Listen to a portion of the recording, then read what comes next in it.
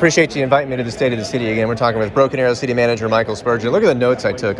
You said a lot of things that struck with me, so we're going to try to get through some of this.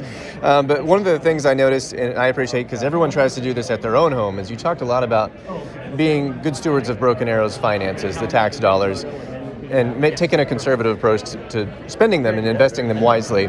It looks like a lot of that happened this year. How do you identify those areas that, first of all, you can save money, spend it wisely, and then where to put it?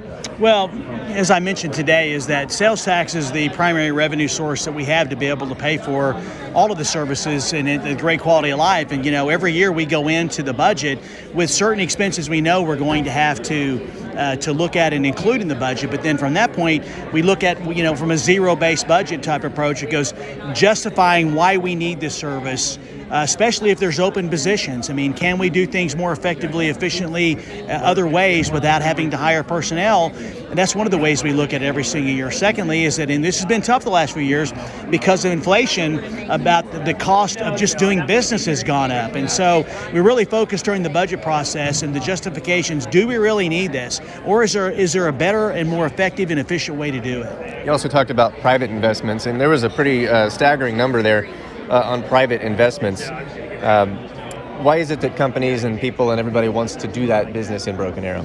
I think there are many reasons. Number one, it's affordable. I mean, you're talking about a company, they look at different things than maybe a homeowner looks at. Is that obviously they've got to do a capital investment, build a building or buildings, and then they have to hire personnel. They've got operational costs. Those could be utilities. I mean, although utilities is the expense we all have to pay, they look at the cost of utilities. They look at electricity. I mentioned today that we have a reliable and affordable electricity. Same thing with gas, water and sewer. All those are available. And so that's probably one of the primary reasons. And secondly, is I think that folks that want to make investments here or reinvestments know that there is a qualified workforce in this area. It may not be actually in Broken Arrow, but it'll be around in the Tulsa metropolitan area, to where if they're going to bring jobs to our community, they know that there's going to be qualified people to do those jobs. I can agree with what you said about no matter what you post, people ask you about roads. Yes. Because anytime I ask folks, send me your questions for the city manager, it's probably going to be about roads. You touched on all of the projects that have either are underway or have been completed. You mentioned that what I would think will be a transformational big deal, that $50 to $60 million on Lynn Lane at the BA. Is this a product of growth? Broken Arrow's growing so much that you got to retool the roads to make sure you can handle all that traffic and those people? Oh, absolutely. I mean, in the almost 10 years that I've been here, I mean, I've seen significant increases on some of our major arterials.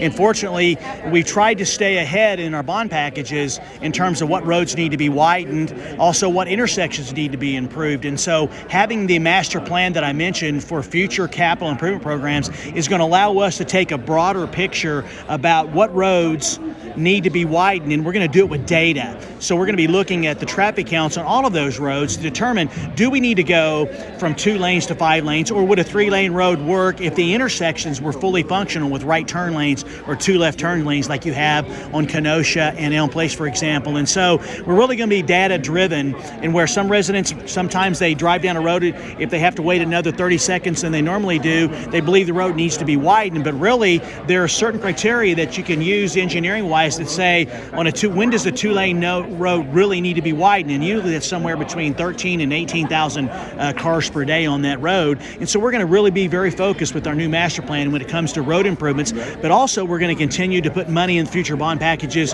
for street maintenance, which I talked about. This year, we've got next year we have 26 neighborhoods that are going to be basically get rehabilitation, total $26 million, Skyler. Where is Broken Arrow growing? I mean, physically you have to go south and you have to go kind of east, but eventually you run into other towns. But it looks like there's a lot, obviously, with Aspen Ridge and everything on the south side. There's so much housing out east on the Wagner County side. Of course, Wagner County with the amphitheater. Is that where the fastest areas of growth are? Actually, the southwest part of our city still has, I would say, hundreds, maybe several thousand lots that have been platted. So you're going to continue to see more growth in the southwest part of our city. I mean, we had a total of 955 new housing permits that were issued here for both single family and multifamily. Obviously, east is going to continue to grow, but here's something we're also planning for. There are still pockets of potential growth in the city of Broken Arrow, in the south part of our city, off of Houston, off of Washington. And I think what you're going to see over the next 10 years, as the Southwest starts to finish out their growth, you may see developers come back in and start to do the infill. Infill being basically defined as large areas that's open that could be built around where there's already existing homes. And so we're going to continue to focus on making sure that we're planning our growth with our comprehensive plan and new housing strategy. We're going to work with Wagner County, work with basically the city of Coweta in terms of trying to make sure that we address public safety, making sure when it comes to who's first in for automatic gate and so forth. And so we're looking at this very holistically about the effect a house will have when it goes there.